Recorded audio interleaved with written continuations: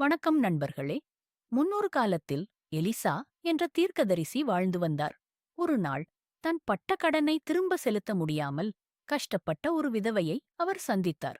கடன் கொடுத்தவன் தன் கடனை திரும்பப் பெற அந்த விதவையின் 2 மகன்களை அடிமைகளாக்க நினைத்தான். அப்பொழுது எலிசா அந்த விதவையிடம், வீட்டில் உன்னிடம் என்ன இருக்கிறது என்றார். அப்பொழுது அவள், ஒரு குடம் எண்ணெய் அல்லாமல் வீட்டில் வேறொன்றும் இல்லை என்றாள்.